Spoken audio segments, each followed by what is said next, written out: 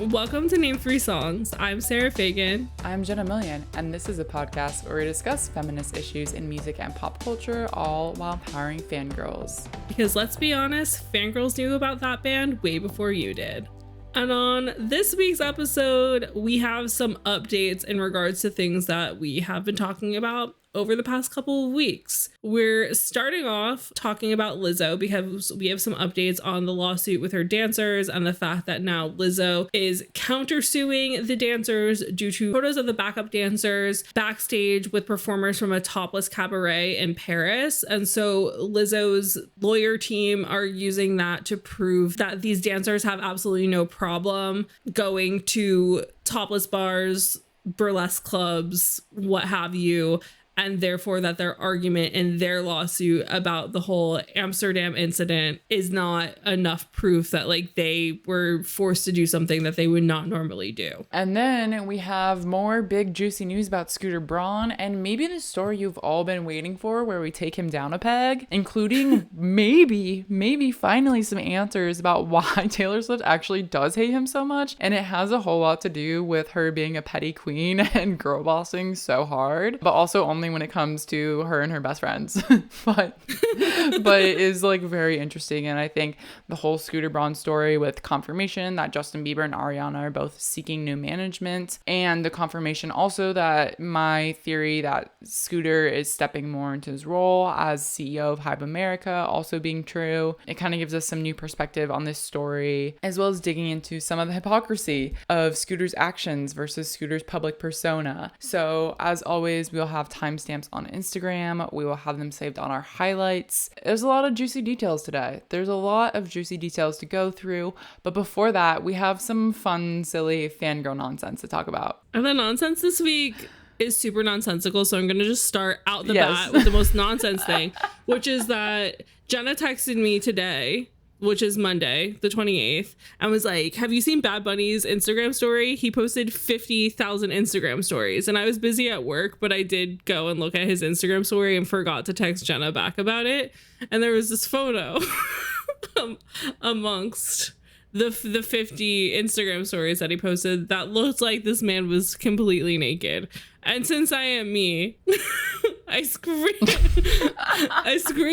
the photo and I opened it in my photo app and I upped the wait, hold on. For context, it is a silhouette of him in a mirror, and he's like definitely not wearing a shirt, and it's unclear whether or not he's wearing any bottoms. Definitely not wearing any bottoms. But the photo he posted, it's just like a silhouette of him. Like you can't see anything. You can see enough. You can see enough of him that you know for a fact that if you go and you up the exposure, you will see him.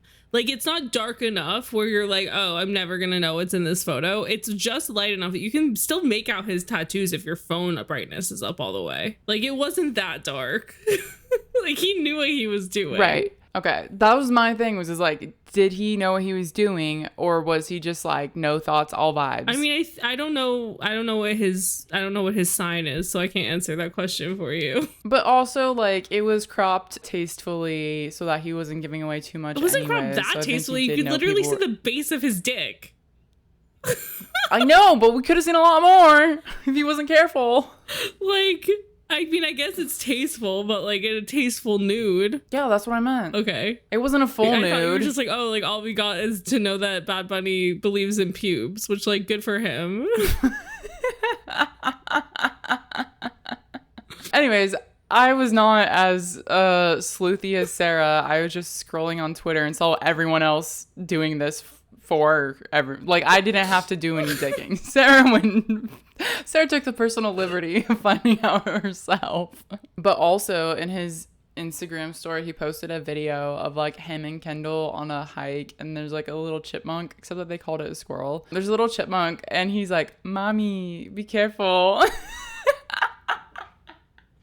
Tuffy's reaction was so funny. It was so funny. I died. But I also just like think it's even funnier because like every time we get Kendall and Bad Bunny content whatsoever, I just feel like they're just fucking all the time. Like, I don't think they speak to each other, because my favorite thing is like when he tells her to be careful, she's like, oh, because of rabies, and he's like, no mosquitoes. And I'm like, yeah. Yeah. Like,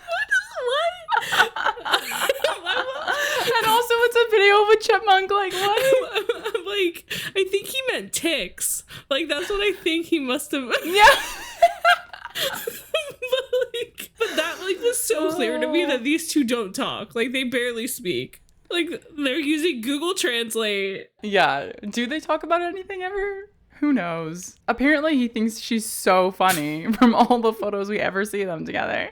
Yeah, he's laughing because he thinks that mosquitoes are ticks. So like clearly she says stuff and he's like, oh, Kenny, you're so funny.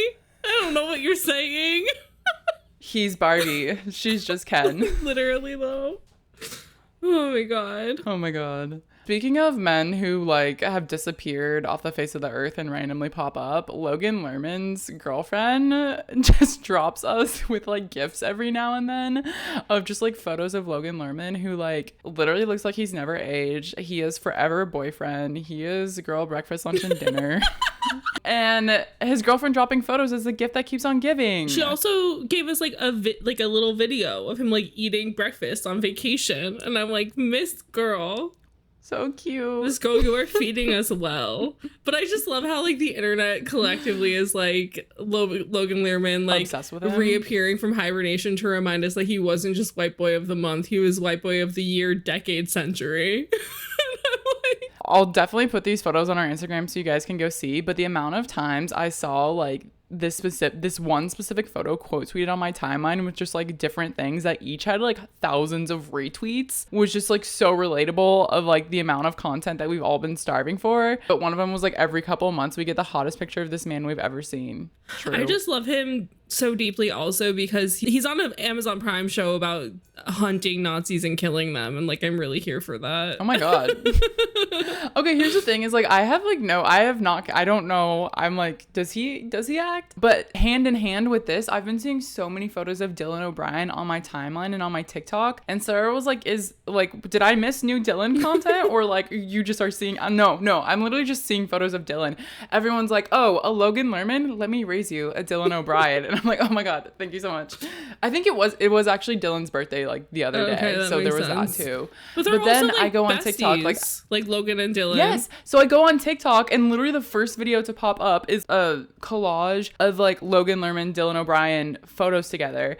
And I'm just like, when are we going to have, like, I want each of them to have their Penn Badgley arc of just like having a show that's like so successful and like coming back into the limelight. I also just like remember how like randomly during like lockdown and stuff, we would get TikToks of like their friend group and them being in dance videos like in the backgrounds. A true gift. And I mean, speaking of gifts, I do need to mention one more Fangirl Nonsense thing, which is that I got to go to a screening of the movie Bottoms this week, which all of you need to go see because it's very much like up our alley just in regards to like feminism being a plot point. It stars Ayo and Rachel Sennett, who is Italian but an honorary Jew, because she looks and gives and is always in movies where she's Jewish adjacent. And they star as two high school best friends who are lesbians who start a girls only fight club so that they can flirt with the girls that they have crushes on in hopes of kissing them. Wait, oh my god, she has the same birthday as me. Rachel Sennett. Like same day, same year. That's crazy. Whoa. Anyways, continue. So the movie's fantastic, and also our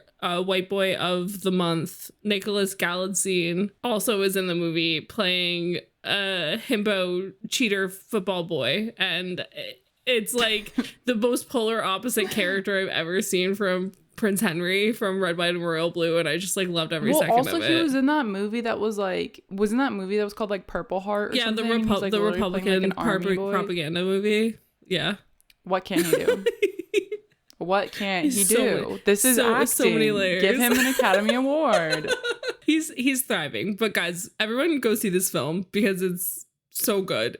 I've never laughed so hard in my whole entire life. I had such a good time. The funny thing is I literally did not know about this movie until it came out, and then like Sarah started talking about it and I saw like 2 people tweet about it. Literally did not know it existed. But it does look very funny and I do want to see it. So I was like, Sarah, you can't give any spoilers. No spoilers. Absolutely none. That was my spoiler-free maybe next week. Fangirl meltdown about it. Maybe spoilers next week.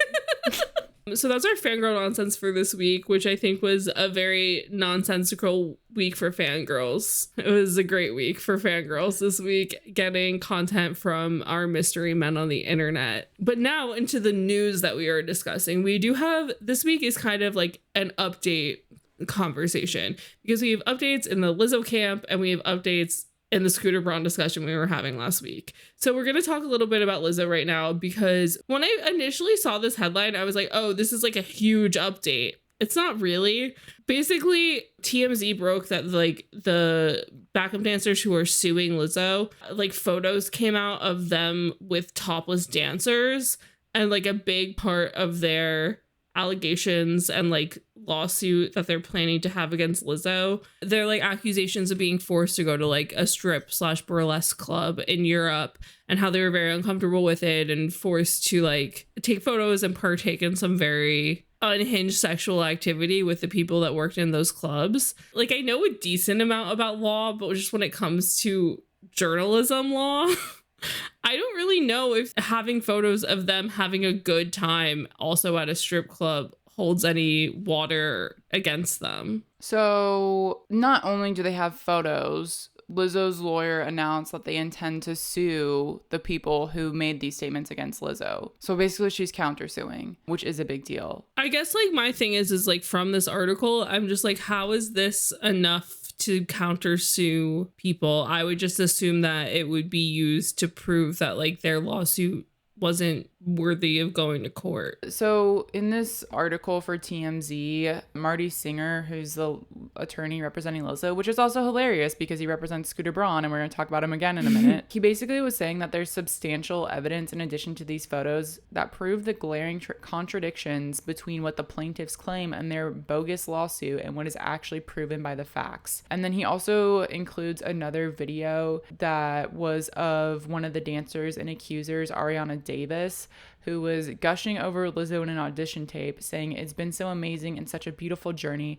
I look up to her so much. I just want to follow in her footsteps, and I just want to share that with Queen Lizzo herself." And they also like basically renewed their contracts for the last leg of Lizzo's tour. And Singer says that after first reporting on Davis's audition tape, that she tried to explain away her glowing comments about Lizzo by claiming the bulk of her accusations were based on things that happened later. This excuse is completely contradicted by the facts, including these images.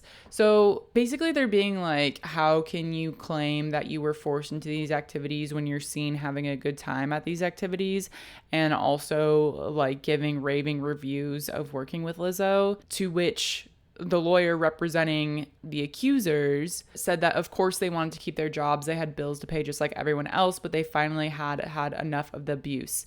We stand by every claim in the lawsuit and look forward to the trial. So both can be true, right? Yeah. Like you can both feel taken advantage of in the workplace and also participate in that culture. Like this is like, it's like the who's the abuser thing. Like in obviously not the same scenario with like Johnny Depp, Amber Heard, but it was like she was being like, Johnny Depp abused me, and he's like, but you abused me also. I don't know, like unfortunately, like the first thing that came into my head about this is like that's a situation where like you don't realize you're like in an abusive relationship until like later down the line, right? And it's like, oh, like I thought it was loving, blah blah blah, and then you're like, oh no, he was like forcing me to have sex with him, or like the way you acted at the time was a safety mechanism because you didn't know what to do, even if you felt unsafe in the moment. I mean, like, but also it's like if you are forced in your job to go to like a burlesque stripper club, whatever it is that they went to, and you feel uncomfortable because you feel like you have to partake in activities that you wouldn't normally partake in. Like there's a huge difference between taking a photo with a topless dancer and like your boss egging you on to eat a banana out of a burlesque dancer's vagina. Performers. Yeah. Like that's like a huge different thing. And again, it's like the same situation where like people in abusive relationships, like just using that as an example, it's like sometimes people say because they're like, oh, they don't always abuse me. It's not always like that. And so it's like, I don't know, like obviously it's a very different situation, but I feel like it's the most cut and dry way to explain the thing, where it's like there's a huge difference between being like forced to do something you don't want to do, or like feeling pressured to do something you don't want to do, or whatever the case may be, and then going and doing something on your own time by your own volition, where there's nobody involved that has any power over you, where you're going to be feeling forced to take part in another activity. Again, like, still to this point, like, everything is allegations. So, like, who knows really, like, if they were forced to eat banana, like, you know, like, who knows, like, what's factual and what isn't, because right now, like, the lawsuit hasn't happened, so we, the normal people, have not seen if there is any proof of anything. We haven't seen it. Right. So it does make it all a bit more complicated and layered, I guess. But I guess, like, in our last discussion, it felt very much like, oh, they're gonna either work to make this not go to court or settle out of court. And now they both very much want to go to court. And so, but that feels even more like, I don't know, to me, the fact that, like, they're not going to be dealing with it behind the scenes feels a little bit like the dancers have more of a leg to stand on than, like, we might have assumed that they did. I think from the Lizzo side of them countersuing and wanting to go to court, I think she's trying to prove herself right. She's like, in her mind, in Lizzo's mind, she's like, these claims are unhinged, not true, and they're trying to, essentially, I think Lizzo thinks they're trying to defame her. And because she takes her reputation so seriously, I think she's like, no, we'll take this to court and we'll prove that you were wrong. Interesting. I just wonder, like, legally speaking, how much photos of them doing something in their free time that's like a similar but different activity to the thing that they were allegedly made to do during work time. I guess I don't see how the two things are connected. You know what I mean? I think they would argue about their character. Yeah. Of, like, use the point of, like, oh, they're just trying to get money from this, because if they were fine doing it here, like, then why wouldn't they be fine doing it now? I think the argument is that they would discount Lizzo's power dynamic over the situation. And they would be like, look at all these great things Lizzo has done. She would never force anyone to do anything. Because that's what happens when these things go to court, is, like, it's a lot of gaslighting. Yeah. Like, truthfully, it's a lot of gaslighting and trying to spin narratives that, like, maybe aren't 100% truthful. Yeah. I guess it's interesting because this all feels very personal. And so I guess to me, I'm like, that doesn't belong in a courtroom, because it's all... Yeah, because if it goes to trial, it becomes public. Yeah. And then we're just going to know a lot more than anyone ever needs to. And I think it's going to not look good on Lizzo in the long run. But I think also it's just, like, a lot to do with, like, pieces of, like, people's personalities and, like, who they are as people, which I feel like is, like, I guess there are certain things that are, like, actual, like, acts of kind of violence in a way, but, like, a lot of it just seems to be, like, trying to prove whether or not somebody's a good person, which, like, I didn't really know you could go to court for. Yeah. No, I agree. And I also just feel like this is telling us a lot about Lizzo's ego. Yeah. There's maybe a few more parallels between Lizzo and Scooter Braun than we may be wanting to admit. Interesting. I mean, I see what you're saying. I just think that there are certain artists. I don't think every artist is like this. I think some artists have, like, pure luck in their success. But some artists, you can tell, like, are so serious about their art and what they're doing that they're a little bit cutthroat and they're a little bit of a hard ass, and they have to, like, demand certain things in order to survive in this industry. Like, this industry is very much a, like, dog eat dog of, like, to be on top. Yeah. You have to make some hard decisions, and people are going to suffer because of it.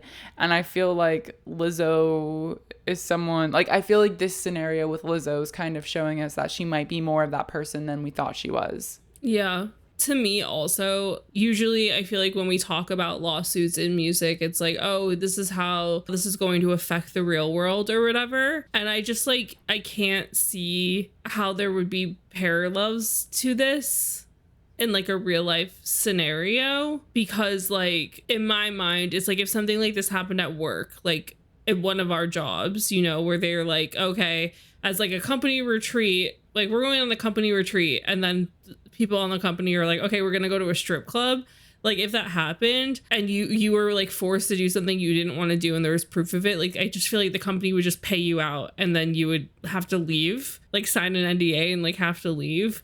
But since, like, this is a famous person whose name is their brand, it's a lot easier to bring them down in the media. Well, it's kind of like what happened with the Try Guys. Yeah. In the, like, workplace misconduct. If that happened, like, and you were a private citizen, it would look very different than how it happened with the Try Guys. Yeah, exactly. And so, yeah, so I guess it's just like, it's really interesting to me in just the regard of like how in past conversations we try and be like, yeah, see, like this is how this can negatively affect things happening in real life or whatever the case is. Like, this is one of those things where like in real life, the accuser of a workplace misconduct situation, like there would never be a situation where like you'd be powerful enough to be able to like take it to court, because yeah, it's very unlikely that if you complained on Twitter or social media or whatever, that it would make enough of a shitstorm for the company to be like concerned enough to be like, okay, I guess we have to go to court now to prove ourselves not whatever. Which also, it is kind of interesting how these dancers may or may not go to court, because like, do they have the means and the funds to go to court? Because that's paying your lawyer a lot of dollars on the hour to sit in well, that's the other thing. I mean, I guess if like going to trial is so expensive. Yeah, and that's the other thing. It's like if you're a normal person at a normal company, like you probably don't have the means to actually sue them for treating you badly or whatever the case is, unless like you find a lawyer who believes strongly enough in your case who will do it pro bono and then just take money when you win the lawsuit. So like that's another thing that I'm interested in, is that if this lawyer is being paid by them, or if the lawyer is like so convinced from whatever proof that they have that they would win a lawsuit, or the assumption that Lizzo was just going to settle and therefore they would make money through the settlement. And the fact that Lizzo isn't settling and is like, I'm going to die on this hill, I wonder if the lawyer's like, ah, fuck. True. It could change. Yeah, it could change things. Yeah. So there's just like lots of layers to this just in my mind, because I feel like it's obviously important for us to talk about, because I think a lot of us have thought very highly of Lizzo, and so it's interesting to see like the lengths at which she's willing to like take this to like fight for her image. But as of right now, I'm like, I don't see any positive learning. Like there's no positive learning coming out of this, because it just feels bad in like every way. Well, also we're still just very much in the middle of it, so there's nothing to learn. Well, that's what I mean. I just mean like everything that's coming out is just, I think personally, making Lizzo look worse in a lot of ways, because it's like, I don't know, just being like, oh, there's photos of this, we're gonna sue them because they have like they went and did this thing. It just feels like a really intense battle to like be doing when you have like other things to be worrying about. But in talking about other things to be worried about, we do have updates on Scooter Braun. And like, I feel like everybody online has been saying, and like we said this last week too, because it already, even when it was just the beginning of these rumors and confirmations of people leaving him, I feel like everybody was expecting the worst, and there's still no proof that the worst is going to happen, meaning that everybody thinks that, I mean, most fans on the internet who are tweeting about this, talking about this, seem to be assuming that like we're going to be getting like some sort of Fyre Fest type of like scam, white collar crime kind of documentary about Scooter Braun coming out. And like, guys, they're like, oh, what did he do? Like, for everyone to be leaving at the same time, what did he do? I'm like, guys, SB Projects is not Fyre Fest. Like, it's not like his management company that has been successful for over a decade is not a scam. And I said this on our TikTok and on Reels, and I feel like I can't remember if I said it also in the episode. The fact of the matter is, like, the reason why this is such big news is because the rumors started with Justin Bieber leaving Scooter Braun. Justin Bieber. And like, if it had started with like, oh, Demi Lovato's leaving Scooter Braun, it'd be like, oh, all right, Demi Lovato's leaving Scooter Braun. Like, we didn't, and like most of Demi's fans were just like, oh, it felt like he pressured Demi into doing those documentaries about like her rehab and like recovery and stuff. Yeah. And so Demi's fans had already a reason that to them, like, why they wouldn't like her working with Scooter, and like why they'd be happy that she left him, and that would be it. But the fact that the rumor started with Justin made this like a bigger thing. And what I said on TikTok and on Reels is that because those rumors happened, every single journalist then went out to all of their contacts, whether that be anonymous sources or like reps at record labels or whatever the case may be. They called every single resource that they had to see if like other people were leaving Scooter, just to make this story last longer, because obviously his name was trending. And so in doing so, that's why we found out about Ariana Grande. That's why we found out about Idina Menzel. That's why people like remember that J Balvin had left Scooter in May. And then Maria Sherman for AP News also got confirmation that Carly Rae Jepsen, Baby Jake, and Asher Roth, like their representatives all confirmed to AP that all three of them no longer worked with Scooter Braun, but also like the key takeaway from this is that they hadn't worked with him for quite some time, which I think is, again, interesting because Idina Menzel also left Scooter in January of 2023. So very much like the people on the internet, which is like completely warranted. It's not information that everybody has of like how journalists work and like why all this news comes out at the same time, but that's why it's called like a news cycle. It's because one piece of news happens and then because of that you try and find other news off of it because, you know, like the conversation's already happening. And so AP News also found out like Ava Max is still represented by Scooter Braun. Like she has been managed by him and she is still managed by him.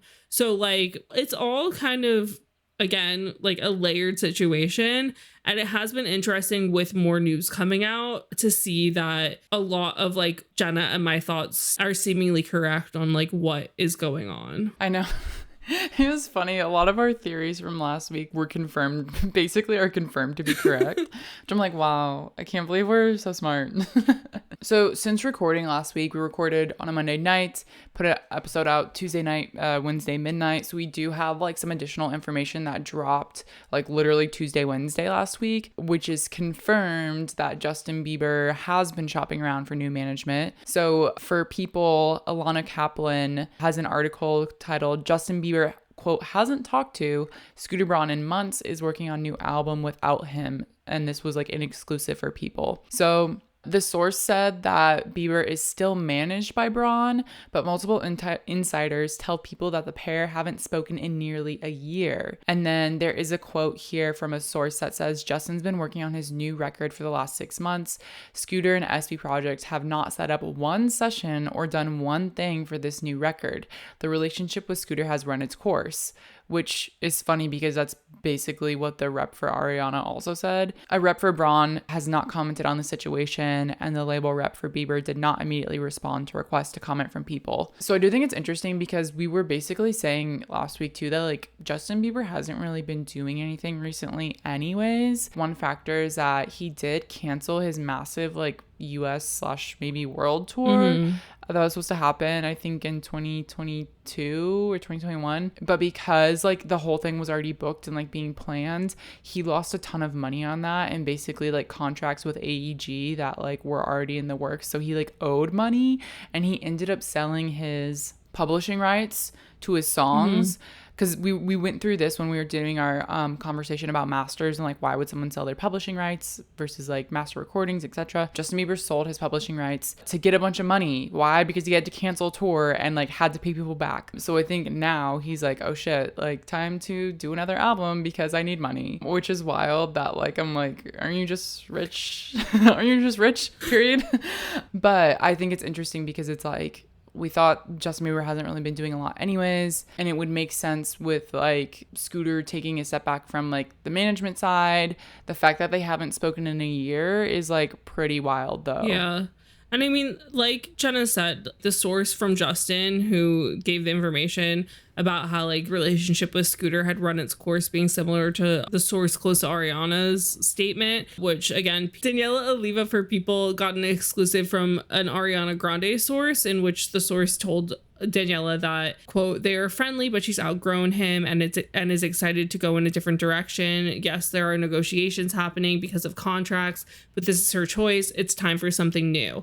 And the thing that I find interesting here is, so Gemma Swad for Variety wrote this really interesting article, which we're going to get more in depth onto in a little bit, called What the Hell is Going On in Scooter Braun's Empire.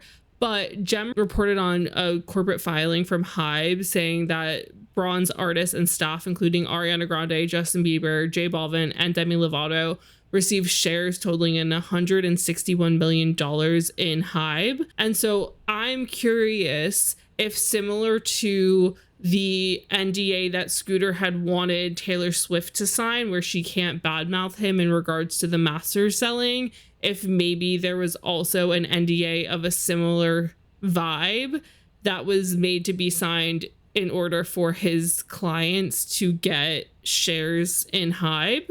Yeah, or even just to have contracts, period. Yeah. To not badmouth Scooter. It could have been the same. Yeah, but so I'm really interested, and like I don't know if that would be something reporters are looking into or trying to get access on about, but I am intrigued about that. And the Ariana Grande leaving Scooter Braun thing, also the other thing that I found very interesting was we had talked last week about how all of this news was originally reported by Matt Bellany for Puck News. And most of Puck News is like under a paywall, so it's very difficult to access. But there was a TikToker who pays for it. And so he like read out one of Matt's articles about Ariana, where he had a source telling him that basically when all of the Ethan Slater news was dropping, that Ariana was like calling SB Projects being like, I want Scooter here right now on the ground dealing with this. Like he should be dealing with this. I don't like that he's not dealing with it. And he was on vacation and was like,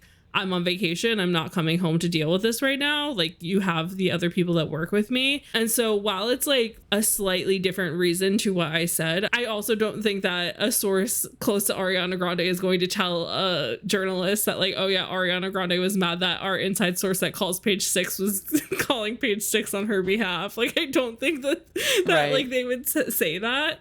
But I do think it is interesting that similarly to what I said, that I think that Ariana is mad with how Scooter's been handling her as his client. Yeah, I mean, it's the same. It's different, same thing, different font, right? Like it is the same. Basically. But I think that also harkens back to like everything you were saying, Jenna, in that like he is probably very distracted and very busy with whatever jobs he's taken on as CEO of Hybe America. And so being a manager is probably the last thing on his list of things that he wants to, like, not even wants to, but like is focusing on. And so again, it's just like there's so many layers to this situation.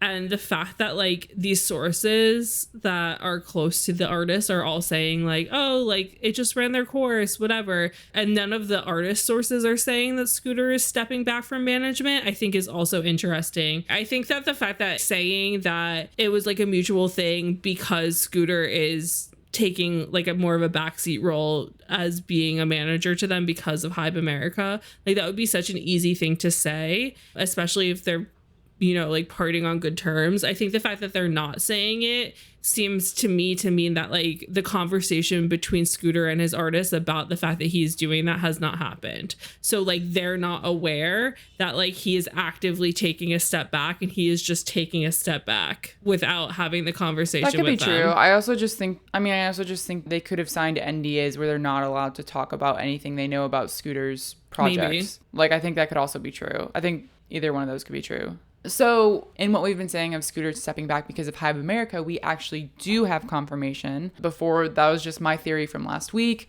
I now have proof that it's real, or alleged proof. I don't know. So again, in this Variety article, Jem Aswad writes that some sources tell Variety that Bieber and Grande are not leaving the company, but rather Braun is continuing to step back from day-to-day management to focus on his role as CEO of Hybe America, which bought out Ithaca Holdings for a whopping $1.05 billion in 2021, which is insane. This was kind of the confirmation that we've been referring to, as Sarah mentioned just a few minutes ago. And then a source goes on to say that, quote, all of Scooter Braun's clients are under contract and negotiations have been going on for several months as Scooter steps into his larger role as Hybe America CEO.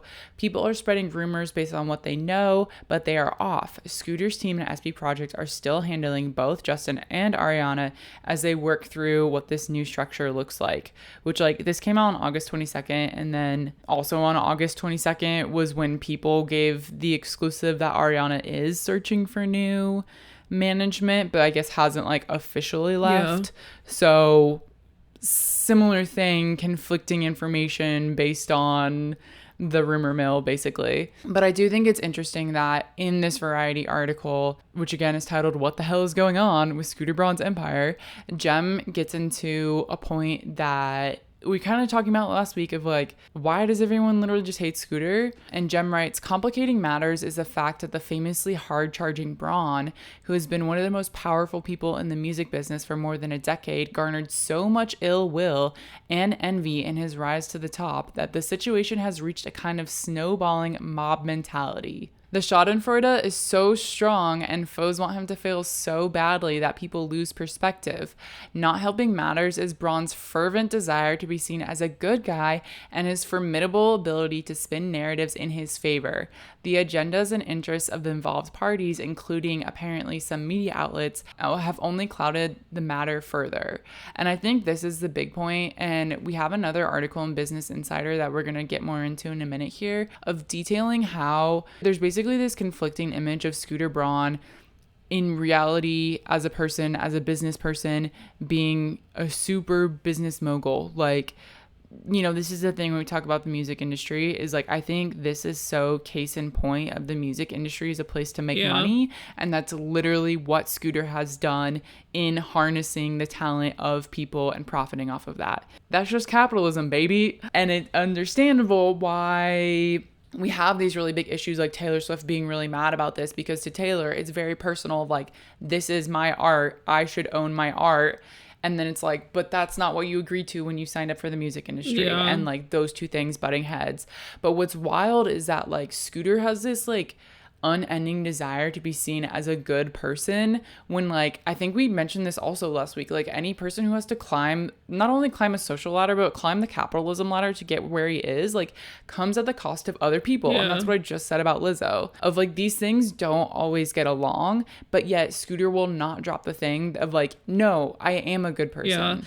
While inherently he might have like positive desires and be like, oh, and again, I don't know Scooter Braun personally. All I know about him is this music industry stuff. So it's like, to him, if he's like, oh, I'm a philanthropist, I'm like raising money for good causes, and like, oh, so many of the artists that I've discovered came from nothing, and like, look how successful I've made them, look how I've changed their lives. Like, I feel like he very much views himself as like a white knight for a lot of his talent as well, where he's like coming in to save them from whether that be like obscurity or like Demi Lovato, where like this artist who has had all these drug issues and like maybe is harder to get people to want to work with or whatever. Like, I'm going to come and represent them and not make them work too hard, whatever. But also on top of like him wanting to be viewed as a good person, he also wants to be as famous as his client. And also be like the most successful businessman out of all of them. And so I think it's just like that inherent thing of like, he's definitely an asshole when it comes to working. I mean, I said this last week. It like feels shitty to say, but I feel like 80% of the managers that I have met have this air of importance around them and think that they're always right. And like they always like if whatever they want to be happening for their artist is the only option for their artist, and they don't like outside introspective, and they don't like outside information, what have you. And this happens a lot because they're like, well, I've had success with XYZ artists, so therefore if that worked for them, I know what I'm doing, and like nobody needs to tell me what to do otherwise. And it's like, okay, but Scooter Braun has also had artists who haven't been super successful. So just because one business plan worked for Justin Bieber and Ariana Grande doesn't mean it's going to work for everybody. I think also he's not just an artist manager. Like, he very much is like an entrepreneur, like for lack of better description, of like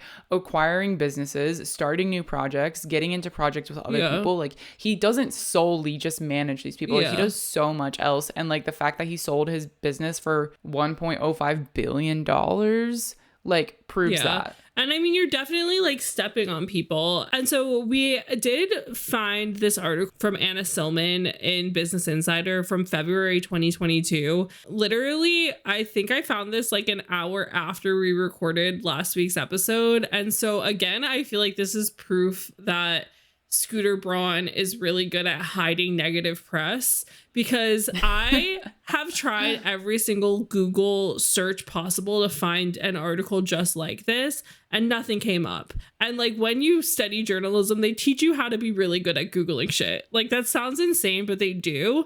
And the only reason why this came up is because I follow Anna on Twitter, and she was like, oh, since everybody's talking about Scooter Braun, I want to talk about this article that I did that like literally nobody read.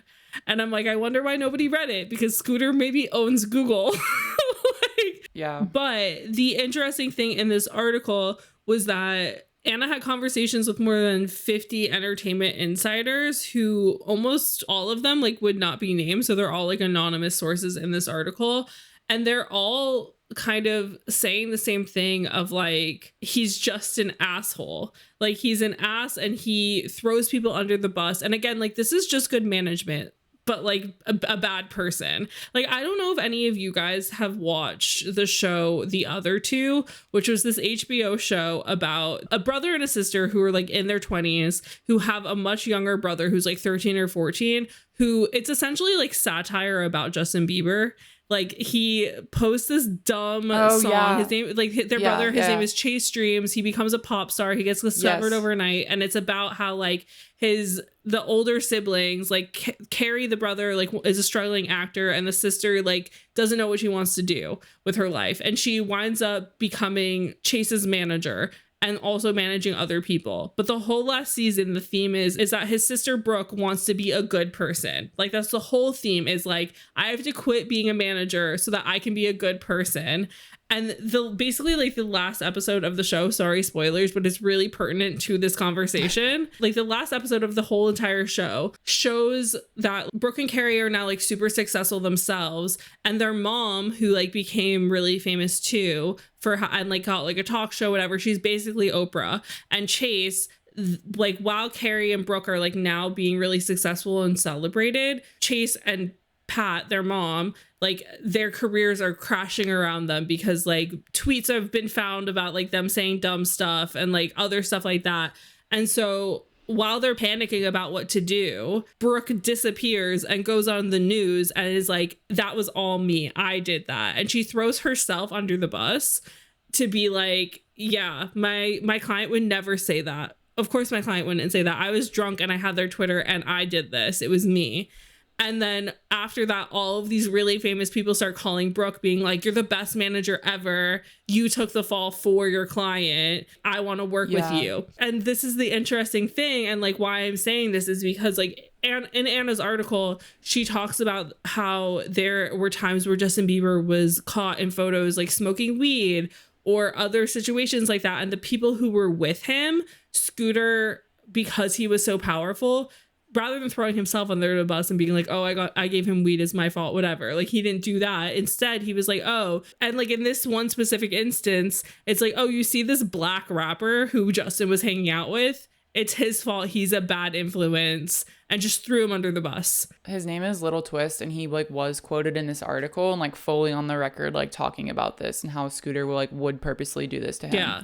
So yeah. And like, obviously like somebody like that whose career already was kind of ruined by Scooter, like putting your name out there and being like, yes, he did this. And like, there's actual proof that it happened. Like, it's a lot harder for him to get in trouble for admitting to that. But I did just think it was really interesting. And it just kept making me think of like that TV show, because it's like, this is why we all collectively have an ick from Scooter, because he so clearly is willing to put like his client's well-being, and not even well-being, his client's success ahead of everybody else's, and he doesn't care who gets hurt in the wake of like their success happening. Yeah. Why? Because dollars.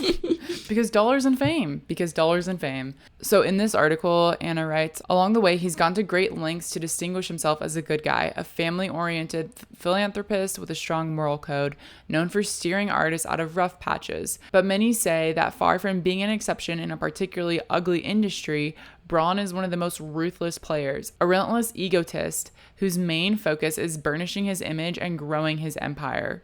What did we just say? Dollars and fame. That's what we said. The majority asked that their names not be used out of fear of retaliation, citing Braun's reputation for litigiousness. One person said, I've never seen anyone burn so many bridges with so many people. But another thing that I find interesting is that Braun became known for his cushy relationships with editors and journalists across the industry, according to 6 media insiders. The attitude at one major entertainment outlet was, we don't speak badly about Braun or his clients. clients, according to one person. And when industry drama occurred, quote, he'd be the first person to call up in order to progress his agenda. And then Perez Hilton on the record said that a lot of other managers would compartmentalize and let publicists handle it, but he was there in the thick of all of it, which I think this is really interesting for a number of reasons. One, because Braun is not only clearly controlling of his own image, but also the image of his artists, a la what Sarah just said about like scapegoating Justin Bieber's like discretions onto other people, but also like literally just has so many media in the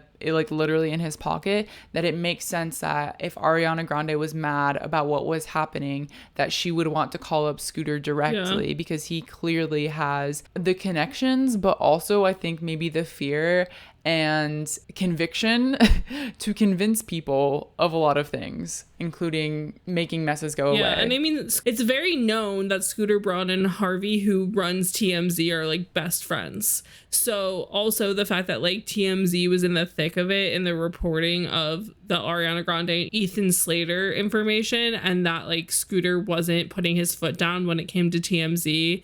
And instead, like, the source who gives quotes to Page Six on behalf of Ariana Grande was, like, having to call Page Six to, like, come up with whatever they could to try and remind people that, like, Ariana wasn't a bad person or whatever. Like, it is crazy that Scooter didn't have more control over the narrative when he's been Ariana's manager for so long. Yeah, I agree. Also, to Sarah's point earlier about Scooter being really good at making documentaries about people's mental health, Anna also writes about that, and she said, over the years, Braun has become well-versed in the language of trauma, mental health, and recovery, executive producing a series of documentaries that focus on the harrowing psychological tolls of stardom. Ring any bells, a la Demi Lovato's documentary series that he was part of. Also in this article, Anna mentioned that there was a whole documentary about J Balvin, and J Balvin was like going through this personal conflict about whether or not to speak up politically because there was strife going on in Colombia where he's from, and like she detailed like Scooter swooped in at the last moment and was like, J Balvin, you came from these streets, you need to stand up for the kids, like you need to take a stance. And so he did, but like that was what the documentary was about. Scooter like swoops in to be the hero of his own story. This article just kind of blew my mind because, again, it's one of those things where,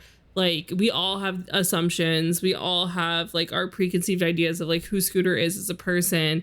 And, like, it clarified a lot of it. Again, it's just, like, he's an asshole, but he's really good at his job. And also but he's really good at his job also is, like, why he's an asshole. And I think, again, like, I just think it's interesting in what Jenna mentioned earlier, kind of the parallels of Lizzo's actual public image, where we're all like, this is a philanthropist and a good person and blah blah blah, and then these allegations come out against her by her dancers that are like, oh, maybe she's actually an asshole and like power hungry and crazed. And meanwhile, Scooter Braun thinks that his public image is that of like a philanthropist and a good person and all of this, and yet everybody who likes pop culture is like, everything about you gives me the heebie-jeebies, like, please do not come near me. Ever. And then like people behind the scenes are also like, yeah, he also gives us the heebie-jeebies, he's an asshole, we hate him, like we fear our clients getting on the wrong side of his clients, working with him isn't great. And yet he also was like out here, and like Anna also reported on this, like trying to become a politician, and the literal only reason why he changed his mind about becoming a politician is because Taylor Swift made him feel bad. Yeah. Which, like, again, Taylor Swift made him fear for his life. That's again, like I've said this before, the two things that I will fight for the death about Taylor Swift in a positive way is that 1989 is one of the best pop albums to ever come out, and that Taylor Swift is one of the best girl bosses to ever girl boss, and she is so good at it that I can't not respect her. Obviously, like, a good songwriter too, but like that's not something I need to fight for because everybody knows that now.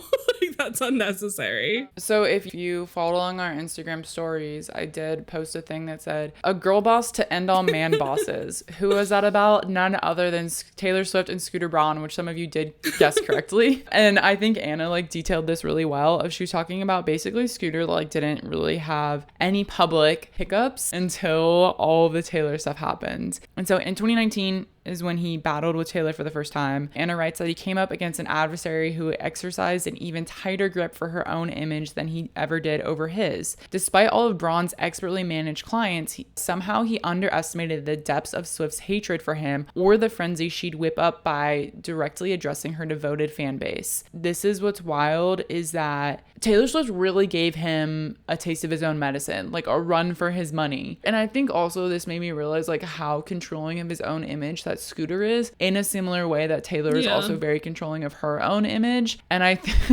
honestly, after reading this, I was like, damn, you know what? Go Taylor. Like, she really came in and was like, I see you, Scooter, and I'm gonna raise you one more, because they're like equal opposites. But I think like the crux of this Taylor thing that I think is so iconic, so girl boss of her, is, again, like we talked about in the Masters conversation, like we've talked about before, like it felt so insane that Taylor made this whole like hunt against Scooter, and like Scooter is enemy number one, whatever, when she was already planning to re-record her albums.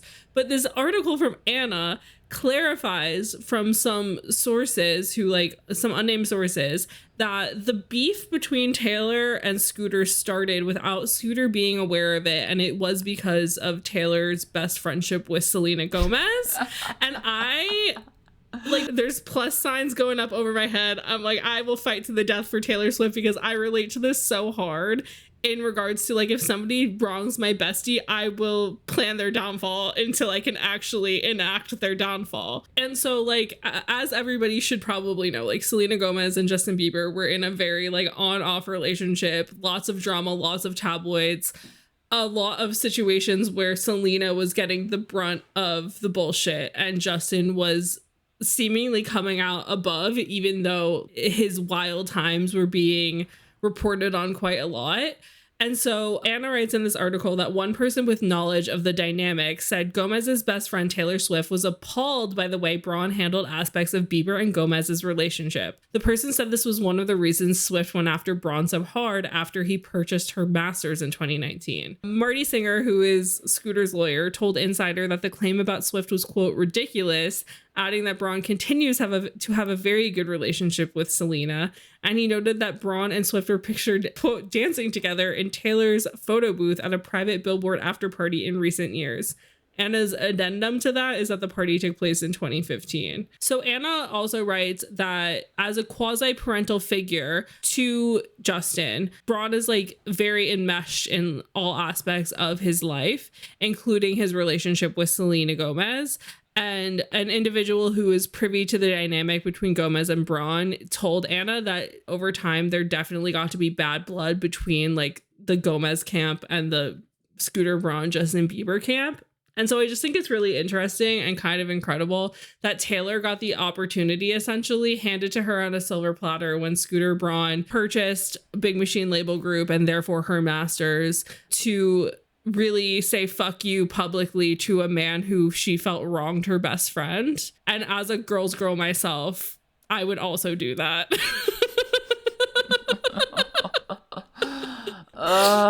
Taylor Swift feminism so complicated. I mean, I think it's very on brand for Taylor Swift's feminism, which is that she's only a feminist when it helps her or her friends. Benefits her or her friends. Yeah. I'm not convinced that this is the sole source of Taylor's hatred towards Braun, but I do think that she's probably petty enough to like never forget this or get over it. An apology not to be good enough. Everything after that was just continuing to pile on her hatred of Scooter, essentially. Yeah. So we have like somewhat answers there. Somewhat. Why does Taylor hate Scooter so much? Because of him controlling Justin Bieber while Selena Gomez was dating him. Because if we all had a friend that was like in a relationship and like his friends were like the worst, you would also hate him. So valid. But what I do think is interesting in relation to Taylor and also in relation to Scooter wanting to control his image, that in Anna writing this article, she was contacted by his lawyer, Marty Singer. So Anna says that during the reporting of this story, Insider experienced firsthand the lengths to which Braun would go to preserve his public face. Braun declined to speak on the record, but early in the research stage, Insider received multiple threatening letters from Braun's Hollywood attorney Singer, who is famed for his fire and brimstone missives to journalists. Singer said insiders reporting was an attempt to distort Braun's hard work, dedication, and success to a defamatory smear. Later, after combing through years of personal social media posts as well as articles I had written as a culture writer for New York Magazine, Singer wrote a letter suggesting I had, quote, deep ties to this Taylor Swift camp, noting that I had written approximately 15 positive stories about Taylor Swift in my career, and Singer also falsely claims I had once been invited to a Taylor Swift listening party. What? That is wild. That is wild, and also, like, honestly makes Scooter look pretty guilty in relation to all of the Taylor Swift stuff. Well, I don't know if it makes him look guilty. I think it makes him look aware that people who are fans of Taylor automatically hate him. But I think that it does make him look a little bit stupid that he would assume that a journalist would not be able to ignore their favorite musician bias to like write a well-researched, well-done article, especially like when they're reaching out to try and speak to him and get information directly from him. Yeah. I mean, also like shows how controlling he is of his image, but I feel like it's him admitting some guilt that he knows that he knows that like what he did to Taylor was in some regard antagonizing of her. Yeah. I guess it's the two sides of it, of like it is just doing business, but also like these are people with feelings. And so I guess it is that thing of like, no matter how much he can say, like, yes, this was just business, like I was just doing a good business deal, whatever. Obviously, this was emotionally taxing on Taylor. And so, you know, like he was choosing to ignore the emotional attachment and only viewing it as a business thing, when like if it was his client, he would be understanding of the emotional attachment. So I get what you're saying in that regard. Yeah. I also think that like, because this detailed like some other like business people that he had fallouts with that he ended up like taking to court. And I also just think that Taylor's someone who's so powerful, because he did like an interview about this. I can't remember if it was GQ or another publication, where he was literally like, I thought me and Taylor were going to be friends. Like I thought we were going to work something out. Yeah. Like I thought it was going to go well for me, which like also eye roll of like him trying to cover his ass. But like, I just think that he had literally like no thought of like the influence that Taylor could have over Scooter Braun's public persona. And I think that really showed Taylor's power as a figurehead. And that's why Scooter was said he would never be a politician, because he was so scared basically about the backlash that Swifties had against him as a public person. And I just think until this point, like none of these other like fallouts he had with industry personnel were ever powerful enough to influence his public persona until Taylor. Yeah. He also like in this British GQ interview in 2020, he said, I recently was attacked very publicly by someone I don't know, someone who refused to have a conversation with me. That's literally Taylor's argument. That's literally like Taylor's version. Taylor's like, in Scooter Braun buying Big Machine, I recently was attacked very publicly by someone I don't know who refused to have a conversation with me. That's Taylor. That's literally what Taylor said. When he sold her masters to Shamrock, she literally was like, these people have never once contacted me, never once bothered to get to know me. Why, essentially, why should they profit off of my work? It's just wild. It's just wild how like similar they are in this regard. It is just also funny again, because like, while I again already said I understand the emotional attachment, what have you, but also it's like I also fully understand the business side of things, where I'm like, it's just business. It's like not that deep to a lot of these people, because unfortunately, I think most successful men in business are probably sociopaths in the same way that most people who are in Hollywood or in music are to some level narcissists. Like, I think that you have to be to some level a sociopath to be successful in business, and to some level a narcissist to be famous. Otherwise you would like completely crumble under the pressure and all the eyes on you and all of that sort of stuff. So I don't think that these people even can access empathy in that way. But I do think it's funny also, though, that Scooter Braun is, without naming Taylor, essentially saying that he doesn't know her, yet Marty Singer is like, Taylor and Scooter recently danced together at a party. Yeah. It's like, guys, get your story straight. Oh my God, and stop. It's just funny. And it's just been really interesting to see again. I think just in the grand scheme of things, like when this article was recirculating on Twitter, I also saw a couple journalists that we follow and have had on the podcast before posting about it on their Instagram stories because Scooter was like going viral because of people leaving his management. I think again, like this is a situation where media literacy and like focusing on being media literate is so fucking important, because it's so crazy to me to see how quickly people went to like QAnon level conspiracy theory ideas about what Scooter Braun was doing in regards to like these artists leaving him as a manager, because like I think the story is juicy and interesting enough as it is, and to turn this into something of being like, oh, there must be white collar crime involved, and like then people also being like, where are the bodies buried, like there must be secret money in the Cayman Islands, like all of this stuff. And it's like, I think that sometimes people don't really realize like how dark and sinister like going down those rabbit holes can lead them, because I think it like anti-Semitism. Yes, it all leads them to anti-Semitism. Winds up at anti-Semitism. It all somehow winds up on hating Jews, and I don't understand why. And it's crazy. Like we're laughing, but like it's a real like it. Wait, is Scooter Jewish? He was Jewish. Raised in Queens by Jewish parents.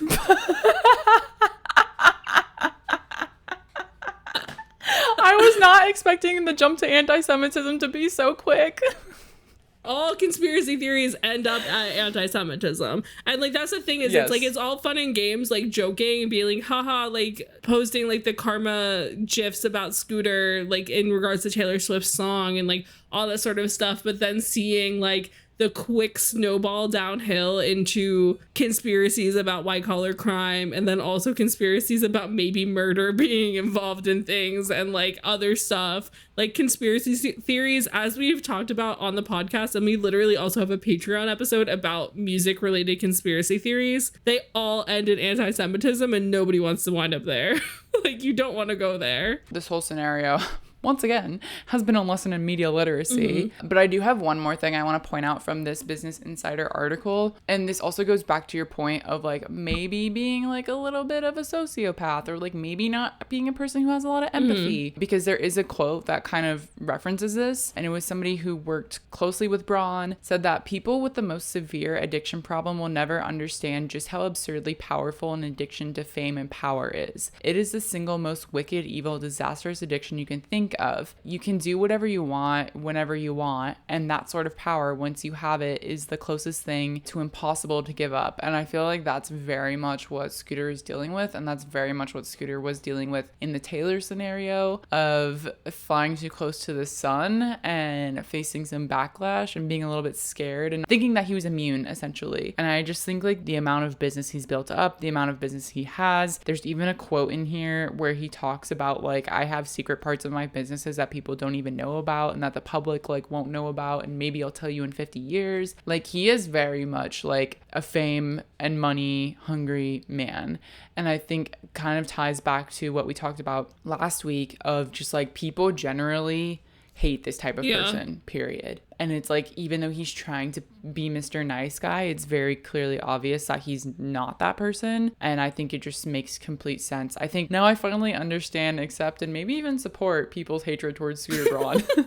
I mean, I always supported the hatred, but I felt like when we're trying to base our Name 3 Songs discussions on facts as much as possible, obviously our personal opinions do come into play as well. It's hard when there's no receipts, whereas like my personal distaste towards Taylor Swift has receipts, and I can't say I 100% don't like her, because there are parts of her that I fully support and think are worthy things to be supportive of. So I feel like this again gives us more of an ability to be like, yes, it's okay to dislike Scooter Braun. I think also like his need for fame and to look good is also very much showing in the fact that like the sources that are giving quotes in regards to Scooter and like his representatives and the whole thing of them being like, oh, like it was always the plan, like once this Hybe deal went through, for him to like start to take steps back from management. Like management was never the full goal. Like he was always planning to like not do that forever, whatever. Like them trying to start to make that the narrative, even if it is slightly true. There could also be situations where like it could have started from his clients didn't like that the management clients were taking a backseat to Hybe, and so they started leaving before it could be like a mutual situation. Again, like I don't know the inner workings. I don't know like if once he signed to Hybe, there was like a conversation with all of his clients about how he was going to be taking a step back and that other people working for SB projects were going to be taking a front seat in regards to managing them. Like we don't know that. I'm sure at some point we will get this information, because I assume that with all of the news coming out, there will be some sort of interview with Scooter. Like I said last week, like I think there will be some sort of big interview with Scooter or a big interview with Justin and Scooter together, whatever the deal may be. Like I think that we are going to be like getting direct quotes from him at some point in the not too distant future, because that's the only thing that really makes sense to me, just based off of how clearly he likes to be in control of his narrative. So like we said last week, like this is going to be a continuing story that we are going to be reporting on and discussing with you guys. I'm hoping either like some bigger news comes out about this week, or like we kind of don't hear about it again until something big comes out, because it's so frustrating when like a tiny piece of news comes out and we're like, we got to talk about it with y'all, but like it's just not like, you know, it's like we don't want to take up from other moments that are important that are happening in pop culture with like little tiny Scooter Braun updates. So I'm hoping we get a little break from this and then we get like big news, because I like the big news. It's more fun to get into. I would love nothing more than a double feature interview with Justin and Scooter, and I'm sure we will get it, but in a very positive, I'm the best kind of way, and not having actual tea kind of way. That if there is actual tea, I don't think we're gonna get it for like a decade, and that's like being positive. But I feel like there is potential that we could get tea in like a big Justin Bieber doc, because I feel like if anybody's going to have like a big doc about like, you know, the crazy teen syndrome or whatever, like it's gonna be him, and like it's gonna be a good one, but I feel like it's gonna take some time for that to ever happen. So we'll see. It'll be 7 years after the contract is over, because that's the term of the NDA agreement. Like, yeah, probably. It'll be something crazy like that. So if you guys have any thoughts or feelings about today's discussion and like our new findings about Scooter Braun, if you go and read Anna Silman's article, we would love to discuss this more with y'all. You can find us on social media. We're at Name3Songs on all platforms. If you have any personal beef, qualms, or love you would like to send either of our ways personally, you can find us on social. I am at Sarah_Fagan on all platforms, and Jenna is at Jenna_million. So thanks for joining us this week on Name3Songs, and until next time, never let anyone make you feel bad about your favorite band. And remember, you're never too cool to love Logan Lerman. Don't forget to subscribe to be notified when each episode comes out, and leave us a 5-star review. They really help. If you want to find out more about any of the sources we referenced in this episode, you can visit name3songs.com.